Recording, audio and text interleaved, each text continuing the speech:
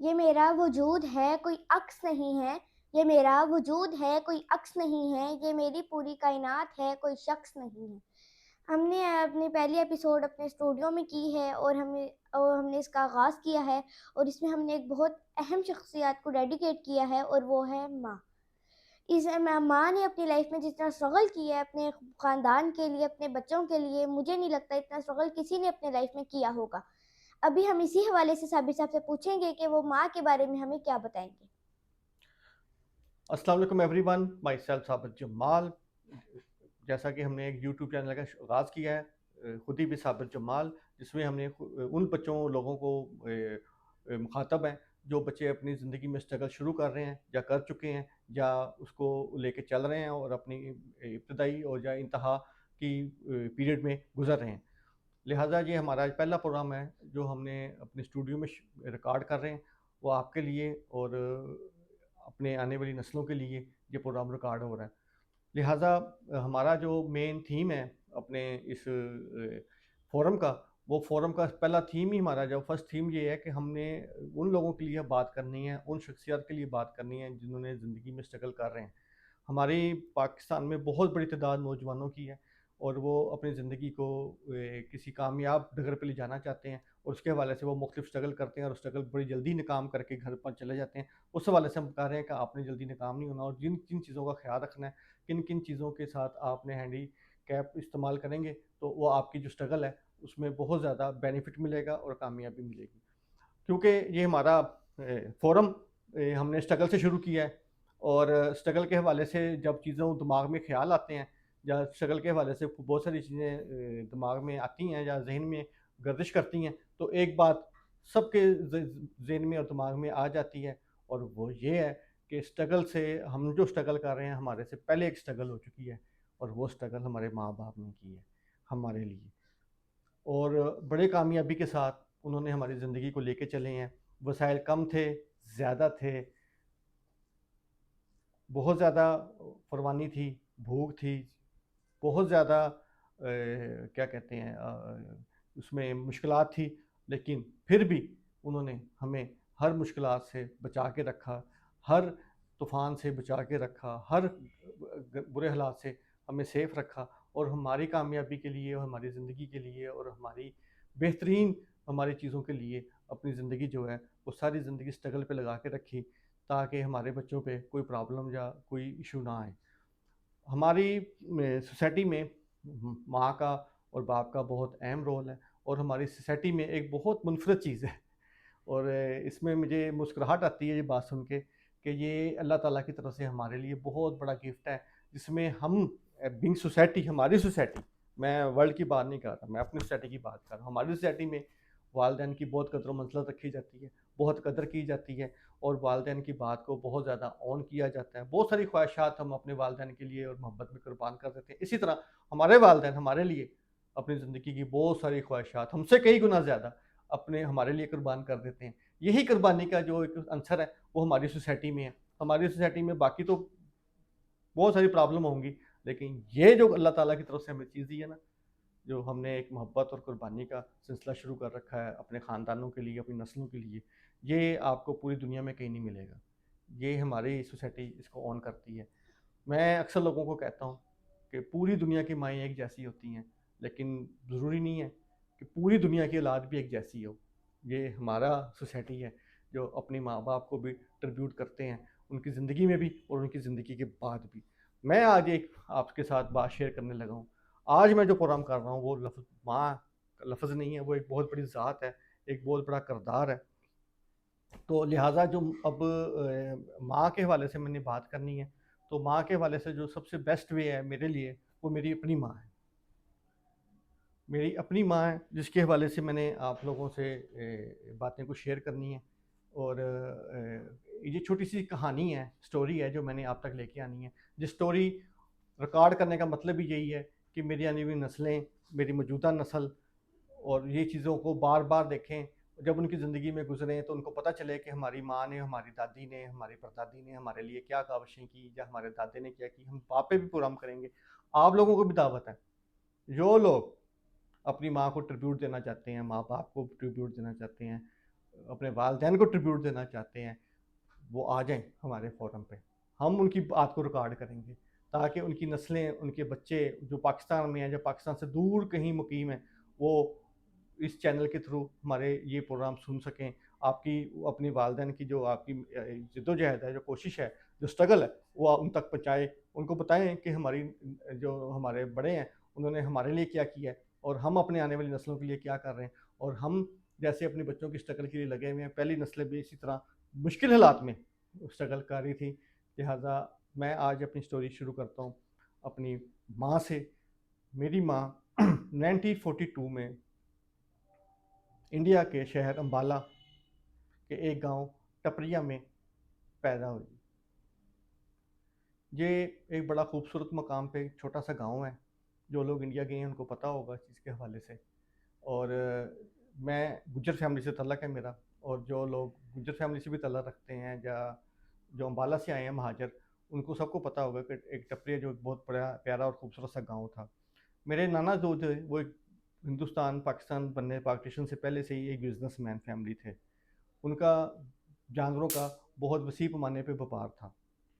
वो व्यापार पाकिस्तान और जो हमारा ये अब जिसको पंजाबी च लहंदा पंजाब कहते ने थे, उधर वो चढ़दा पंजाब, इसके दरमियान वो करते थे। तो खुशहाल फैमिली थी, बड़ा अच्छा वक्त गुजारा था, ज़िम्मेदार भी थे। और मेरे नाना अबू बहुत खुश दिल और बहुत खुश लबाज इंसान थे और बहुत सॉफ्ट तबीयत के इंसान थे। मेरी वालदा के एक बहन थी और एक भाई था। बहन बड़ी थी, भाई भी बड़ा था। मेरी वालदा जो है वो 42 में पैदा हुई हैं। जब पाकिस्तान बना तो वो 5 साल की थी, तकरीबन 5 साढ़े 5 साल की होंगी। स्टोरी को थोड़ा सा मुख्तसर भी करता जाऊंगा साथ साथ, ताकि टाइम का भी हम कदर मंजलत का ख्याल रख सकें। असल में हुआ क्या कि जब पाकिस्तान बना तो बहुत बड़े लेवल पे पाकिस्तान और हिंदुस्तान के दरमियान माइग्रेशन हुई, जो दुनिया की सबसे बड़ी हिजरत है। इससे पहले पूरी दुनिया में इससे बड़ी हिजरत नहीं हुई। ये एक बहुत बड़ा एक खून रेज वाक़या था जो रोनमा हुआ हमारे इस खिते में, जिसकी दास्तानें के लिए किताबें और लाइब्रेरियाँ भरी पड़ी हैं, जो आवाज़ें मार मार के हमें बुला रही हैं, हमें बताना चाहती हैं, हम सुनना नहीं चाहते। और ना हम उसके लिए हम इतना बॉदर करते हैं, क्योंकि हम आज बहुत पुरअमन और पुरकशिश दुनिया में रहते हैं। और वो कुर्बानियाँ और वो महदूद से वसाइल के अंदर ज़िंदगी को चलाने वाला कंसेप्ट जो है, वो हमारी नस्लों को अभी तक अंदाज़ा नहीं है कि वो क्या है। वो लिहाजा इसी तरह आम लोग कहते हैं कि भूख का पता भूखे को ही होता है, इसी तरह सेहत और तंदुरुस्ती का अगर आपने अंदाज़ा कभी लगाना हो तो किसी बीमार आदमी से पूछें कि सेहत तंदुरुस्ती क्या अल्लाह ताला की ख़ास नेमत है। तो लिहाजा बात को उधर लेके चलते हैं। जब पाकिस्तान हिंदुस्तान बना और माइग्रेशन हुई तो मेरी जो नानके हैं, जब मेरी जो नाना अबू हैं, उन्होंने भी हिजरत की। हिजरत तो शुरू कर दी, लेकिन पता नहीं था कि ये इब्तदा कहाँ होगी और इंतहा कहाँ होगी। अजीब बल्कि घर में बैठे हुए हैं और खुशहाल ज़िंदगी गुजार रहे हैं, और एक रात का एक पहर गुजरता है तो आप बगाने हो जाते हैं अपने गांव से, अपने इलाके से, अपने शहर से, अपने मुल्क से, और आपको कहा जाता है अगले दिन कि आपने ये छोड़ के जाना है। तो आप अंदाज़ा लगाएं, जो मेरी आज की नस्ल है, 1 मिनट के लिए दिल पे हाथ रख के सोचें कि वो क्या मंजर होगा, कैसी एक सिचुएशन होगी कि आप को एक दिन पहले बता दिया जाता है या एक लम्हे में बता दिया जाता है कि आपने यहाँ से आउट होना है, ये इलाका छोड़ के, ये सब कुछ छोड़ के। तो क्या कितने बहादुर लोग होंगे, कितने बड़े उनके दिल होंगे कि उन्होंने वो सब कुछ बर्दाश्त किया और अपनी नस्लों को लिया, ज़मीनें, जायदादें, पैसा सब कुछ छोड़ा और पाकिस्तान की तरफ माइग्रेशन शुरू कर दी। जब वो पाकिस्तान आए तो पाकिस्तान आने से पहले रास्ते में हमारे काफ़िले पे, मेरे जो नानके थे उनके काफ़िले पे एक हमला हुआ फ़िरोज़पुर के एरिए में। हमला हुआ, हमला में बहुत सारे जो बड़े लोग थे, जो ज़ईफ़ थे, वो उस हमले की ताप ना ला सके और वो वहीं शहीद हो गए। मेरे नाना, मेरी नानी, मेरी खालाएँ कुछ, मेरी अम्मी की, और कुछ और लोग जो फैमिली मेम्बर थे काफ़ी इस्तेदाद में, वहाँ शहीद हो गए। मेरी वालदा पाकिस्तान आई पाकिस्तान जब आई तो वो 5 साढ़े 5 साल की उनकी एज थी। भाई 11-12 साल का था और बहन 17-18 साल की थी। अब माँ बाप सर पर नहीं है, पाकिस्तान आ गए हैं। पाकिस्तान आने के बाद हमारे वालदा के अजीज़ व क़ारिब थे, कोई तायाज़ाद भाई थे जो सरगोदा में मकीम हैं, अब भी वहीं पे वो रहते हैं, 85 चक जनूबी में। तो वो मेरी वालदा को और मेरी खाला को ऑन करके ले गए। स्तमज़रीफ़ी होती है, जो माँ बाप ममता दे सकते हैं वो दुनिया की कोई ताकत नहीं दे सकती, लेकिन फिर भी उनको सलूट है, उनकी ज़ात को सलूट है कि उन्होंने उन मुश्किल हालात में मेरी वालदा का साथ दिया, हमारी वालदा की फैमिली को सपोर्ट किया। हुआ ये कि मेरी वालदा अभी बिल्कुल छोटे 5 साढ़े 5 साल की हैं और मेरी जो खाला हैं वो 18 साल की हैं। उनकी शादी हो गई, कर दी गई सरगोदा की एक फैमिली के साथ, लड़के के साथ, और मेरी खाला वहाँ आबाद हो गई। अब हुआ ये कि कुछ ही अरसे बाद, तकरीबन कोई 8 7 माह बाद, मेरी खाला बीमार हो गई और मेरी खाला को सरगोदा के एक निजी हॉस्पिटल में दाखिल कर दिया गया। या शायद मैं गलत हूँ, क्या हो सकता है कि कोई 18 माह या 19 माह का बाद का वाक़या हो। तो हॉस्पिटल में दाखिल कर दिया गया सरगोदा में, और वो वहाँ बीमार थी और उनकी देखभाल के लिए कोई नहीं था, सिर्फ मेरी माँ थी जो 5.5 6 साल की थी, और वो अपनी बहन की बीमारदारी अटेंडेंट कर रही थी वहाँ पे। मेरी खाला वहाँ पे किस कंडीशन में रही, उनके साथ क्या वाक़यात हुए, वो एक अलग कहानी है, एक स्टोरी है पूरी। लेकिन जब मेरी वालदा को वहाँ पे थी तो मेरी वालदा का इतनी हाइट नहीं थी, इतना कद नहीं था कि उनका वो हाथ जो है अपनी बहन की टांग तक चला जाए दबाने के लिए, या उनको पानी पिलाने के लिए गिलास वहाँ तक ले जा सकें।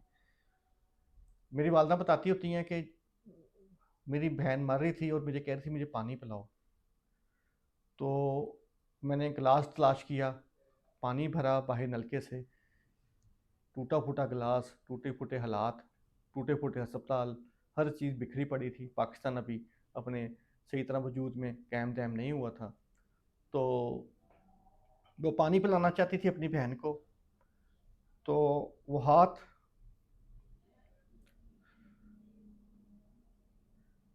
नहीं जा रहा था मुंह तक। तो वो इसी स्ट्रगल के अंदर अंदर मेरी जो खाला है वो अल्लाह को प्यारी हो गई, और एक दफ़ा एक मेरी बहन माँ जो है वो अपनी एक माँ से, जो बड़ी बहनें होती हैं वो भी माँ की तरह होती हैं, फिर एक बारी अपनी माँ से जुदा होकर एक दफ़ा फिर यतीम हो गए। सितम ज़रीफ़ी खाने के लाले हैं सारों को, चाहे वो मेरे नानके हों, चाहे मेरे दादके हों, चाहे कोई भी हो। पैसे का वजूद कोई नहीं है माशरे में। पाकिस्तान मुश्किल हालात से गुजर रहा है, एक बहुत बड़ी हिजरत हुई है, उन सबको समेटा जा रहा है, चीज़ों को अपने कंट्रोल में लाया जा रहा है। अब खाना भी तो खाना है, खाना अभी ज़मीनें अलाट नहीं हुई, वो जो उधर से क्लेम आए थे वो क्लेम अभी तक लोगों को नहीं मिल पा रहे थे। अभी तक लोगों को ये नहीं पता चल रहा था कि उन्होंने आबाद कहाँ कहाँ कैसे कैसे होना है। हुआ ये कि मेरे मामू को, जो 14 साल के होंगे उस टाइम, 13 से 14 साल के, उनको लाहौर में किसी स्टोर के ऊपर मुलाजमत के लिए भेज दिया गया कि तुम मुलाजमत करो और पैसे कमाओ और वहाँ से हमारी मेहनत मजदूरी के साथ सिस्टम चल सके। वो 14 साल का भूखों का मारा हुआ, खानदान की कत्लो गारत देख के परेशान हाल बच्चा, जिसके वजूद में कमज़ोरी नुमाया नज़र आ रही थी, उसको वहाँ पे काम पे लगा दिया गया और स्तम ज़रीफ़ी देखें कि वो बंदे थे जिन्होंने वो जो जो वो ओनर थे जो उसके मेरे मामू के, उन्होंने उसको माल बर्दारी के काम पे लगा दिया। माल बर्दारी कहते हैं लोड अनलोड करना चीज़ों को। लोड अनलोड के अंदर लगा दिया, तो लोड अनलोड के अंदर सूरत ये हुई कि मेरे मामू के सर के ऊपर इतना वजन रख दिया गया कि जाओ लेके, वो सीढ़ियाँ चढ़नी थी फर्स्ट फ्लोर की, तो वो सीढ़ियाँ चढ़ रहे थे तो सामान इतना सर पे था कि उनके दोनों घुटने निकल गए पाँव के। आप अंदाजा लगाएं मेरे भाई कि क्या क्या हुआ होगा कि एक आदमी चलते चलते उसके घुटने निकल जाएं। फिर उसको वापस गांव लेके गए, उसका वहाँ देसी तरीके से जो हमारे इधर माशरे में इलाज होता था हड्डियों का वो हुआ। वो बेचारा 6-7 माह अपनी तकलीफ में रहा, उसके बाद वो भी अल्लाह को प्यारा हो। अब मेरी माँ अकेली रह गई और बाकी सामने ज़माना है। मेरी वालदा को बहुत अरसे बाद क्लेम मिला। क्लेम में हमें ज़मीन मिली। ये जो आज आज जाती उमरा का एरिया है, इस एरिया के अंदर मेरी वालदा को ज़मीन मिली। वो इधर कमास गाँव है, कमास गाँव के साथ ही एरिया है, वहाँ पे उनको बड़ी अच्छी और बड़ी लोकेटेड ज़मीन मिल गई। कुछ ज़मीनें मेरी वालदा की हमें उन्होंने क्लेम करवा लिया। मेरे मामू ने, जो हमारे मेरी वालदा के कज़न थे, उन्होंने सरगोदा में, अब वो जो थोड़ा सा हिस्सा कहीं से मिला वो भी बिखर गया। बिखरते बिखरते ये हुआ कि जो हमारी फुप्पो थी मेरी वालदा की, वो कमास गांव में आके आबाद हुई और वो कुछ ज़मीन के टुकड़े उनको मिले और उन्होंने क्या किया कि वो पटवारी के थ्रू वो ज़मीन सारी थोड़ी थोड़ी करके बेचते रहे, क्योंकि खाने के लिए कुछ नहीं था। थोड़े से अनाज के लिए ज़मीन दे देते थे, क्योंकि ज़िंदगी कुछ चलाना है। अब उस टाइम कामयाब नहीं होना, उस टाइम सिर्फ ये सोच थी कि ज़िंदगी को चलाना है। तो जो सरगोदा में थी, उसका क्या हुआ उसका अल्लाह आलम जानता है। उसको किसने क्लेम किया, कैसे, किसके पास गई, किसने उसको, फिर मेरी वालदा भी उसके हवाले से खामोश रहती थी, कहती थी वो मुझसे ना पूछें। ठीक है, तो वो नहीं बताना चाहती थी, हमने भी कोई पूछने की कोशिश नहीं की। तो कमास गाँव की ज़मीन थी, वो कुछ मेरी फुप्पो, मेरी अम्मी की फुप्पो सेल कर गई और कुछ ज़मीन मेरे वाला साहब ने शादी के बाद बेच दी। लेकिन बात अब वहाँ आ जाती है कि मेरी वालदा अब अकेली एक पूरी सोसाइटी के अंदर ज़िंदगी गुजार रही है और मुश्किल हालात हैं जो यतीम और मस्कीन बच्चे के साथ होते हैं, वो आप खुद अंदाज़ा लगा सकते हैं। और फिर जो उनके पास पल रही है वो खुद भी प्रॉब्लम में है, सब लोग, कोई खुशहाली नहीं है। ठीक है, अब होते होते होते होते मेरी वालदा की शादी हो जाती है मेरे वालद साहब के साथ और वो आ जाते हैं कसूर। कसूर में आके मेरी वालदा ने अपनी ज़िंदगी का नया चैप्टर शुरू किया। उसके अंदर मेरी वालदा ने ज़िंदगी का आगाज़ किया एक मुश्किल फैमिली के साथ और एक बड़ी कमिटेड फैमिली के साथ अपनी ज़िंदगी गुजारी। एक फैमिली से निकल के दूसरी फैमिली में आए। मेरे वालद साहब जो थे वो बहुत सख्त तबीयत के इंसान थे और आजकल के रवायती वालदैन की तरह नहीं होते थे। हमारे जो पहले लोग होते थे वो बड़े सख्त तबीयत के होते थे और उनके अंदर एक बाप की और जो वो चीज़ें हैं वो ममता तो होती थी, लेकिन वो कभी शो नहीं करते थे और इसी तरह ज़िंदगी को लेके चलते रहे। फिर मेरी वालदा ने गाँव में ज़िंदगी गुजारी, वहाँ पे सूर में हमारी ज़मीनें वहाँ दादकोई की थी, वो वहाँ रही। उसके बाद वहाँ पे मेरी वालदा को 3 बच्चे पैदा हुए, जो मेरा बड़ा भाई है, मेरा दूसरा बड़ा भाई और मेरी सिस्टर। वालिद साहब मेरे लाहौर आ गए काम करने के लिए, ज़िंदगी को स्ट्रगल चलाने के लिए कि कोई काम शाम करें, कोई ज़िंदगी को चलाएं। उन्होंने आकर लाहौर में अपना छोटा सा एक होटल बनाया और इधर ज़िंदगी शुरू कर दी। लेकिन मेरे वालिद साहब का प्रॉब्लम ये थी कि वो एक बहुत ज़्यादा मोहब्बत करने वाले और दोस्तों और ख़ानदान को लेके चलने वाले इंसान थे। फैमिली को उन्होंने सेकंड प्रायोरिटी पे रखा और बाकी मामलात को फर्स्ट प्रायोरिटी पे रखा। वो उस टाइम शायद उनको इसी चीज़ को बेहतर लगता होगा कि क्योंकि सब लोग मोहब्बत एक दूसरे से बहुत ज़्यादा करते थे, क्योंकि सब बिखरे पड़े थे, सब टूटे हुए थे, तो उस टाइम एक दूसरे का सहारा बनना सबको अच्छा लगता था। तो मेरे वाला साहब ने लाहौर आके अपनी फैमिली को सेकंड प्रायोरिटी पे रखा और लोगों को, दोस्तों को, रिश्तेदारों को फर्स्ट प्रायोरिटी पे रखा, जिसके साथ ये हुआ कि मेरी वालदा ने तंग आके हिजरत कर रही कि वो भी लाहौर जाएंगी। वो लाहौर आई, लाहौर आके फिर एक नई मुसीबत और मुश्किल में शुरू हो गई। अब लाहौर में घर नहीं है, 3 बच्चे साथ हैं। एक बच्चा कोई 8-10 साल का है, एक तो 3 साल का है और एक 2 साल का है, बहन मेरी। तो 3 बच्चों के साथ लाहौर आई हैं और फिर रहने के लिए जगह कोई नहीं है। फिर कहाँ रखा, किन हालात में रखा, वो भी बहुत मुश्किल ज़िंदगी थी। बहुत छोटे छोटे घरों में बहुत मुश्किल तरीके से, सिर्फ़ और सिर्फ एक चीज़ जो सामने थी वो थी कि जी मैंने औलाद है ना, मैंने अपनी औलाद के लिए कोई मुश्किल नहीं आने देनी, मैंने अपनी औलाद को कोई परेशानी नहीं आने देनी, और अपनी औलाद के डिफेंड के लिए और अपनी औलाद के मुस्तकबिल के लिए हर मुश्किल फ़ैसला, हर मुश्किल हालात, हर परेशानी गले से लगाकर आमीन की और ज़िंदगी को रवां दवां रखा। आप यकीन करें कि स्टोरी को और थोड़ा सा मुख्तसर करते हैं कि एक वक्त ऐसा आया कि रहने के लिए घर भी नहीं है, और हल्की हल्की बारिश हो रही है, और जिस घर में रहते थे वो हमारे अजीज़ थे, उन्होंने मेरी वालदा को निकाल दिया घर से। वालिद साहब मेरे जो थे वो थोड़े से आउट स्टेशन थे। अब कोई पता नहीं है, ना कोई मोबाइल सिस्टम होता था, ना कोई मवासलाती निज़ाम होता था, ना टेलीफोनी कोई सिस्टम होता था पाकिस्तान में उस दौर में।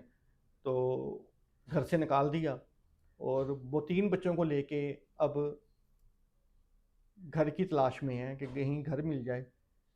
तो हमें जो लाहौर में रहते हैं उनको पता है कि एक इधर हमारे पास एक छोटा सा टाउन है जिसको टाउनशिप कहते हैं। तो उस टाउनशिप में मेरी वालदा ने आके पहले रहना शुरू कर दिया, फिर वो किसी अजीज़ के घर रहते थे। जब उन्होंने उनको निकाल दिया तो वो फिर बाहर निकल के उन्होंने 1-2 सेक्टर क्रॉस किए तो वो एक मेन रोड है, वहाँ पर आ गई। तो वहाँ पे एक सिक्योरिटी गार्ड होता था उस इलाके का, वो बहुत भला और बहुत नेक आदमी था, और उसके ज़िंदगी में भी लोग उसकी बहुत तारीफ़ करते थे, उसके मरने के बाद भी लोगों ने उसको बहुत ज़्यादा इज़्ज़त दी। उस बंदे ने क्या किया कि जब मेरी वालदा को देखा और 3 बच्चे देखे तो उसने कहा जी बहन का आप कहाँ इस टाइम रात को कहाँ फिर रही हैं? उसने कहा जी मेरे पास घर नहीं है। तो उस बंदे का आप देखें किरदार, उसने कहा जी आप परेशान ना हो, जी सारे घर खाली पड़े हैं। आप लोगों को जो लाहौर में रहने वाले पुराने लोगों को पता है कि वो टाउनशिप का एरिया ऐसा था, वहाँ पे चोर डाकू भी दिन में रात को नहीं आते थे, इतना खतरनाक एरिया था। तो वहाँ पे एक मकान क्या ताला तोड़ा, जहाँ खुला हुआ था वो ताले शाले कहाँ लगे होते थे उस दौर में। तो वो घर के अंदर मेरी वालदा को कहा कि ये घर में आप अपने बच्चों को लेके आबाद हो जाएं। आप यकीन करें कि मेरी वालदा बताती हैं कि 4-4 फुट हाइटेड घास था, जड़ी बूटियाँ थी, रात का टाइम, बारिश पड़ रही थी, ठीक है। मैंने अपने हाथों से बच्चों को एक साइड पे बैठाया और बड़े भाई को साथ लगाया और अपने हाथों से घास काटी, तोड़ी, और सारी रात ये अमल जारी रहा घास तोड़ने का। पूरी रात पूरा दिन लगा के 24-28 घंटे लगा के वो घास साफ की गई, और वहाँ पे फिर वो घर साफ किया गया। उसमें 3-4 दिन लगाए इन्होंने अपनी सफाई में, फिर जाके वहाँ पे इन्होंने अपनी ज़िंदगी को आगाज़ शुरू किया। और मज़े की बात यह है वो घर आज भी मेरे पास मौजूद है, वो हमारी आज भी मलकियत है। वो घर में हमारी ज़िंदगी शुरू हुई। फिर मेरे वालिद साहब कुछ दिन बाद आए, उनको पता चला कि वो यहाँ से चले गए हैं, तो उन्होंने फिर पता किया, उनको पता चला जी फलां जगह पे उनको घर में एक पनाह मिल गई है, तो वो वहाँ चले गए हैं। तो वो घर में हम जाके आबाद हो गए। मेरी माँ ने उस कहती है कि मैंने उस रात, जिस रात मैंने घास तोड़ा, मैंने रब्बुल आलमीन से बड़े दिल से दुआ की, बड़ी रूह को निकाल देने वाली दुआ की, और अल्लाह को कहा या अल्लाह ये घर ना मिसे जाए, ये मेरी आखिरी पनाह गाह हो। मैं बहुत सारे घर देखा ही, और मेरे अंदर हिम्मत नहीं है कि मैं और घर देखूं।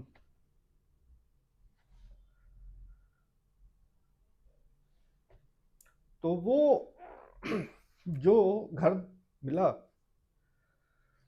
वो वाकई दुआ जो है अल्लाह ताला ने कबूल की, आसमानों तक गई, जिसकी निशानी मैंने अभी आपको बताया कि वो घर अभी तक हमारे पास है। लिहाजा मेरे वालिद साहब थे, उन्होंने थोड़ी देर से बाद फैसला किया जी हम वापस गांव जाएंगे, जी छोड़ते हैं जी, ये शहरी ज़िंदगी बड़ी मुश्किल है जी, ये ऐसे है ऐसे है। वो घर बेचने के चक्कर में पड़ गए। कोई जो घर लेने आता था वो एक दफ़ा आता था, दोबारा आता ही नहीं था। और ये कुदरती अमल है। और आप यकीन करें कि वो घर पता कितने का बेचना शुरू किया था? 300 रुपए का। 300 रुपए से वो घर बिकना शुरू हुआ है। ठीक है। और उसको लोग लेने देखने आते थे, लेने कोई नहीं आता था। क्यों? कि वो रब्बुल आलमीन ने मेरी माँ की दुआ कबूल की थी। फिर मेरी माँ ने उस घर में अपनी ज़िंदगी शुरू की।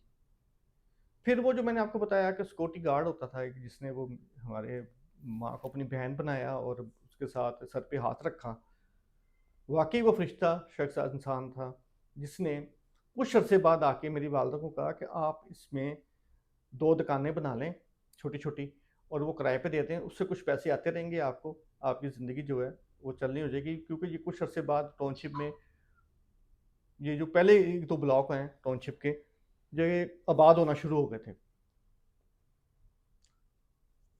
वो टाउनशिप की पहली एक समझ लें कि मंजिल है जिसमें आबादी अकारी शुरू हो गई। वो फिर काफ़ी उधर थोड़ा सा लोग आना शुरू हो गए, और वहाँ पे 1-2 ब्लॉक जो हैं उनमें रश आना शुरू हो गया। तो फिर वहाँ पे थोड़ी बहुत ज़ाहिर बात है दुकानों की हो, क्योंकि हमारा घर काफ़ी मेन रोड पे था। तो वो मेरी वालदा ने कहा जी मेरे पास तो पैसे ही नहीं है। उस बंदे ने उस टाइम कोई पता नहीं 4,000-5,000 रुपये दिया उधार कि जी आप ये ले लें और दुकानें बनाएं, जब आपको के पास हो तो आप दे देना। तो उसके साथ मिलके मेरी वालदा ने खुद मजदूरी करके वो दुकानें बनाई। फिर वो बाद में दुकानें हमने किराए पे दी, वहाँ से थोड़ी बहुत अर्निंग शुरू हो गई। मेरी वालदा ने बहुत ज़्यादा मेहनत की, जानवर रखे, भैंसें रखी, उनका दूध दोना, उनको फिर करना, फिर आस्ता आस्ता अल्लाह ताला ने हमें बहुत ज़्यादा कामयाब किया। फिर हमारा एक बहुत बड़ा डेरा बन गया वहाँ पे, मेरे वालिद साहब के पास बहुत सारी भैंसें हो गई, बहुत सारा कमाल हो गया। लेकिन मेरे वालिद साहब को फिर वही एक जो टेक्निकल मसला था कि फैमिली सेकंड प्रायोरिटी पे और यार दोस्त जो थे वो फर्स्ट प्रायोरिटी पे रहे। और उन्होंने क्या किया कि वो डेरा बेकरी बना ली और काफ़ी ज़मीन जो ऑक्यूपाई भी कर ली, और वहाँ पे एक अच्छी खासी खुशहाल सोशल ज़िंदगी शुरू कर दी। मेरे वालिद साहब का बहुत नाम मकाम हो गया इलाके के अंदर, और उन्होंने वहाँ इलेक्शन भी एक दफ़ा लड़ा। लेकिन उससे पहले उन्होंने क्या किया कि वो जो कमाते थे, जो चीज़ें ज़िंदगी के अंदर खेल कर अवेल करते थे, वो ज़्यादातर अपने दोस्तों यारों पे ही खर्च हो जाती थी, अपनी चुदराहट के चक्कर में। और मेरी वालदा जो स्ट्रगल कर रही थी वो स्ट्रगल ही रहती थी। तो वो वालिद साहब का जो बिहेवियर था वो उनके लिए आज से बिल्कुल ठीक था, क्योंकि वो चाहते थे कि ये सोशल ज़िंदगी है, ये कभी ख़त्म नहीं होनी चाहिए, ये चलती रहनी चाहिए, और सोशल ज़िंदगी से इंसान आगे कायम मकाम होता है, या आगे मजबूत होता है। वालदा मेरी जो है सब्र शुक्र के साथ ज़िंदगी गुजारती रही। हम 7 बहन भाई हुए।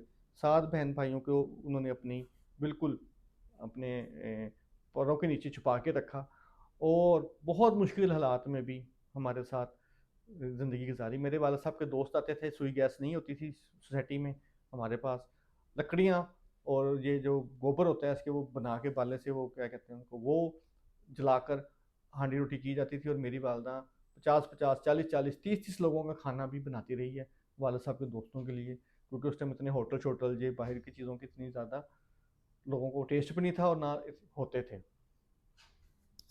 लेकिन सब्र शुक्र के साथ मेहनत और जद्दोजहद करती रही कि मेरी नस्ल जो है, मेरी जो औलाद है, वो कहीं टूट ना जाए। एक इंतहाई सख्त तबीयत इंसान के साथ समझौता करती रही सिर्फ अपनी नस्ल के लिए। फिर औलाद बड़ी हुई, भाई बड़े हुए, उन्होंने अपना काम शुरू किया। फिर आस्ता आस्ता आस्ता आस्ता आस्ता आस्ता ज़िंदगी बहाल होती गई, लेकिन स्ट्रगल ख़त्म नहीं हुई। मुश्किल हालात आते रहे, बच्चों की शादियाँ, मेरे वालिद साहब बीमार हो गए, उनको फालिज का अटैक हो गया, और उसके बाद वो चारपाई पे चले गए। फिर एक नई कहानी और नई ज़िंदगी जो है वो फिर नई एक करवट लिया। फिर जो खुशहाली थी वो खुशहाली जो है वो एकदम ख़त्म हो गई। दोबारा एक दफ़ा गुर्बत आ गई घर में, फिर एक नई ज़िंदगी, नई स्ट्रगल शुरू। फिर वहीं से ज़ीरो से शुरू हो गए जहाँ से शुरू हुए थे। और मेरी माँ ने बहुत ज़्यादा हौसले के साथ, हिम्मत के साथ मेरे वाला साहब का साथ दिया। आप यकीन करें कि कोई बंदा और डॉक्टर नहीं कहता था कि जब चल सकेगा। मेरी वालदा ने, हमने खुद देखा, हम स्कूल से आते थे तो मेरी वालदा दिन रात मेरे अब्बू की खिदमत करती थी। उनके पाँव पे मालिश करनी, बाजू पे मालिश करनी तेल की, उनको लेके चलना, बच्चों की तरह चलाना। दीवार के सहारे से चलाना, और मेरे वाले साहब 1.5 साल 2 साल बाद अपनी ज़िंदगी में दोबारा चलना फिरना शुरू हो गए। वो कि वो स्टिक लेके चलते थे, वो पहले वाली चीज़ नहीं थी, लेकिन वक़्त बदल गया था, हालात बदले हैं, वक़्त बदल गया, वक़्त बदला तो दोस्त बदल गए, दोस्त बदले तो रिश्तेदार बदल गए, रिश्तेदार बदले, कहानी बदल गई। यही कहानी है मेरे यार। चलती का नाम गाड़ी है, जहाँ आप पे प्रॉब्लम आती है दुनिया साथ छोड़ जाती है, लेकिन मेरी माँ ने हमारा साथ नहीं छोड़ा, ना अपने शोहर का छोड़ा, और मुश्किल हालात के साथ खड़ी रही, और फिर दोबारा मेहनत की, बहुत मेहनत की, बहुत मेहनत की। मेरे भाई ने बहुत मेहनत की, बड़े भाई ने, उन्होंने फैमिली चलाने के लिए दिन रात एक कर दिया, और हमें किसी किस्म की तकलीफ़ नहीं आने दी, किसी किस्म की प्रॉब्लम नहीं आने दी। मैं अक्सर अपने दोस्तों को कहता हूँ कि उन लोगों के पास पैसे नहीं होते थे लेकिन खुशहाल होते थे। आज पैसे बहुत हैं और बदहाली बहुत ज़्यादा है, कमीनी बहुत ज़्यादा है, गुर्बत बहुत ज़्यादा है। पैसे बहुत हैं लेकिन दिल नहीं है। उन लोगों के पास पैसे नहीं होते थे, दिल होते थे। घर में अनाज नहीं होता था, मोहब्बत होती थी। पेटियों में बहुत ज़्यादा कपड़े, सामान नहीं होता था। उल्फत होती थी, एक उन्स होता था, जो आज नापैद होता जा रहा है, क्योंकि आज की जो नस्ल है वो मशीनी नस्ल है। हम जो लोग हैं, नहीं, अपने बड़ों को याद रखा करें, उनकी कुर्बानियों को याद रखा करें, उनकी कुर्बानियों को बताया करें, उनकी कुर्बानियों को डेडिकेट किया करें, उनकी कुर्बानियों को ट्रिब्यूट दिया करें, ताकि हमारी आने वाली नस्लें जो हैं उनको पता चले कि हम कितनी मुश्किल और स्ट्रगल के साथ जहाँ और इस मंजिल तक पहुँचे हैं। फिर मेरी वालदा बिल्कुल स्कूल नहीं गई, पढ़ी नहीं है, लेकिन उनकी ज़िंदगी के अंदर इतने अच्छे अच्छे फ़ैसले थे, इतने कमाल कमाल फ़ैसले थे। मैं समझता हूँ कि वो शायद किसी, अब आके हमें पता चलता है कि वो जो बातें करती थी, वो जो हमें समझाती थी, तो मैं कहता हूँ कमाल बात हो गई। वो चीज़ें मुझे जो हैं वो किताबों ने, ज़माने ने तो सिखाई हैं, लेकिन वालदा ने भी सिखानी शुरू की, बतानी शुरू की, और मैं समझता हूँ वालदा कहाँ से पढ़ती थी, समझती थी। वो मैंने देखा कि वो जो इल्म है ना, वो किताबों वाला इल्म नहीं है, वो कुदरत का इल्म आता है जो ममता को अल्लाह ताला देता है। और वो जो कुदरत, वो इल्म होता है, उस इल्म की बड़ी डेप्थ होती है, उसके लिए यूनिवर्सिटियों डिग्रियों की कोई ज़रूरत नहीं होती। उसके लिए एक ख़ास किस्म की उल्फत की ज़रूरत होती है, एक ख़ास किस्म की सोच की, फ़िक्र की ज़रूरत होती है। फिर अल्लाह ताला दिमाग में बहुत सारी चीज़ें डालता है, और वो मेरी वालदा के दिमाग में डाली, और मेरी वालदा ने हमें बहुत, फिर बाद में आकर बहुत अच्छे तरीके से, हमारे घर भी बहुत अच्छा बन गया, थोड़ी सी खुशहाली भी आ गई। फिर मैंने थोड़ा सा अपनी ज़िंदगी में जब मैंने थोड़ा सा होश संभाली और दुनिया को समझना शुरू किया, तो वाले साहब की डेथ हो गई।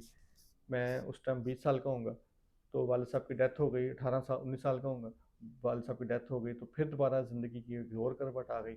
मैंने अपनी वालदा को कहा कि मैंने काम करना है, तो मेरी वालदा ने ये नहीं कहा कि आप काम ना करें, उन्होंने कहा जी बिल्कुल करें। लड़कों का, मर्दों का काम ही ये है कि वो अपनी ज़िंदगी के अंदर काम करें। और मैं आपको बताऊँ कि मैंने 93 से अपनी प्रोफेशनल ज़िंदगी शुरू की है, और 93 से मेरी वालदा मेरे साथ कदम कदम पे मेरी सपोर्ट करती रही है।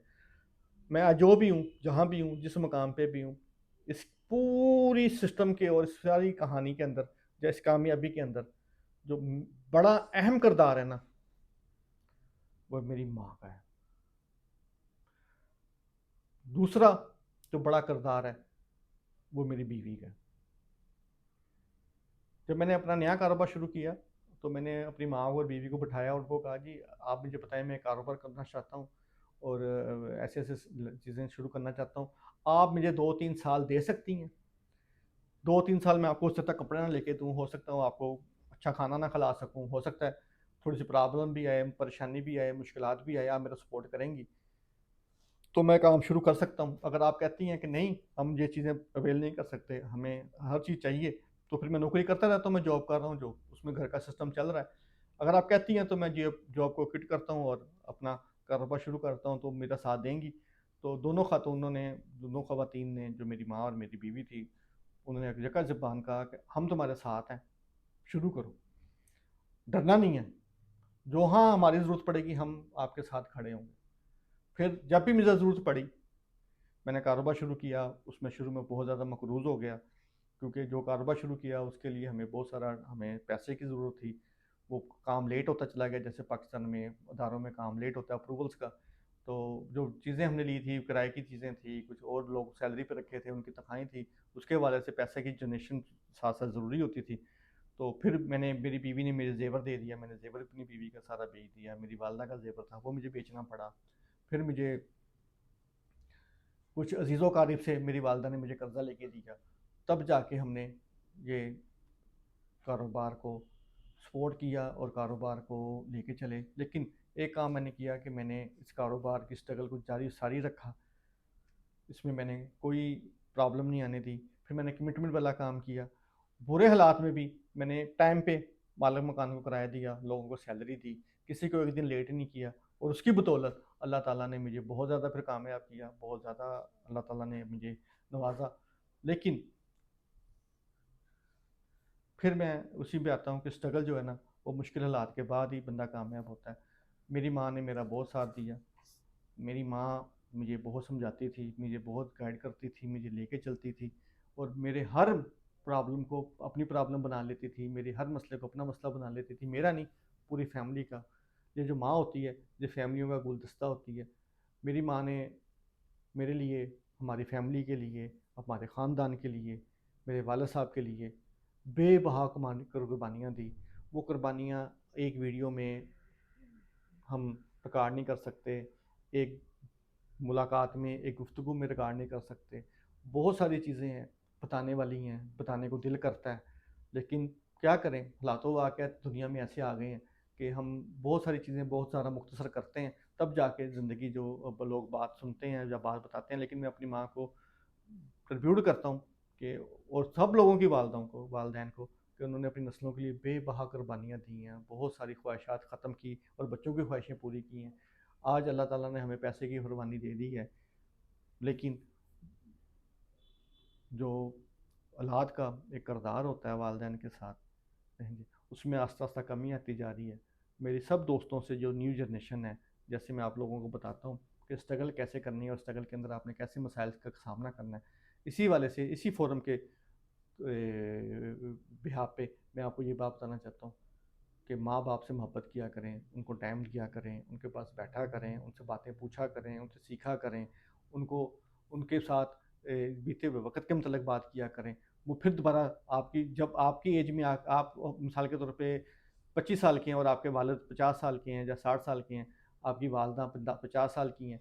जब आप 25 साल की एज में बैठ के उनके साथ गपशप करेंगे तो वो भी अपने आप को 25 साल का महसूस करेंगे। उनका उनकी उम्र में इज़ाफ़ा होगा, उनकी सेहत में इज़ाफ़ा होगा, जब क्योंकि वो खुश होंगे कि उनकी नस्ल उनके पास बैठती है, उनकी दुख-सुख बोलती है, उनकी पुरानी बातों को डेडिकेट भी करती है, ट्रिब्यूट भी करती है, सलाम भी करती है और एहसास भी करती है।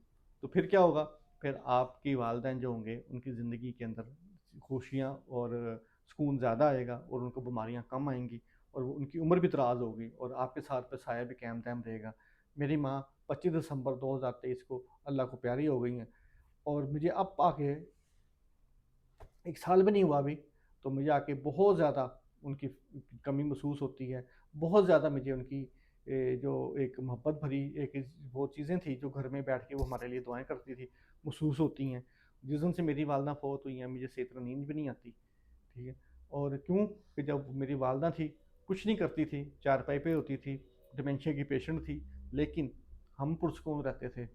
क्योंकि ये माँ जो होती है, ये बड़ी मोहब्बत और पुरसुकून होने का नाम है। ये मोहब्बतों का इज़हार है, ये कुर्बानियों का निशान है और ये जितने भी दुनिया के अंदर मेडल हैं, को सब मेडल इनके पाँव की खाक, ये उससे बड़ी ज़ात है। आओ, आप भी अपनी माँ के हवाले से हमसे गुफ्तगू किया करें, बताएँ कि माँ-बाप क्या होते हैं, आने वाली नस्लों को बता सकें। क्योंकि आज की नस्ल जो है, वो सोशल मीडिया और ये मोबाइल चीज़ें इस्तेमाल करती हैं। हमें भी इन फोरम के ऊपर आके उनको बात अपने माँ-बाप की बताने के लिए या पहुँचाने के लिए या उनकी कुर्बानियाँ उनको तक पहुँचाने के लिए, हम भी ये फोरम इस्तेमाल करते हैं। नहीं बैठते हमारे पास कोई बात नहीं, क्योंकि मोबाइल तो उनके हाथ में है ना, हम उनके पास पहुँच जाते हैं और अपनी बात उन तक पहुँचाते हैं, ताकि उनको एहसास हो कि हमारे वालिदैन, हम अपने वालिदैन को कैसे याद करते हैं और हमें कैसी मोहब्बत करते हैं। क्योंकि हम भी अपने बच्चों के साथ उसी तरह शफ़क़त और मोहब्बत पेश करते हैं, जैसे हमारे वालिदैन ने हमारे साथ कुर्बानियाँ दी। और आप भी अपने बच्चों को, नस्लों को उसी तरह मोहब्बत देते हैं, जैसे आपके वालिदैन ने आपको दी। अगर माँ बाप को ढूंढना है तो अपने में ढूंढो, अपनी मोहब्बतों में ढूंढो। आप खुद अंदाज़ा हो जाएगा कि आप जैसे अपने बच्चों के साथ मोहब्बत करते हैं, आपके वालिदैन भी आपके साथ मोहब्बत करते हैं। आज उनकी आपकी ज़रूरत है, चाहे वो दुनिया में हैं या नहीं है, क्योंकि आपकी यादें जो है ना, आपकी जो मोहब्बतें हैं, वो आपकी बातों से, आपकी यादों से आती हैं। Thank you very much. बहुत शुक्रिया। Bundle of thanks.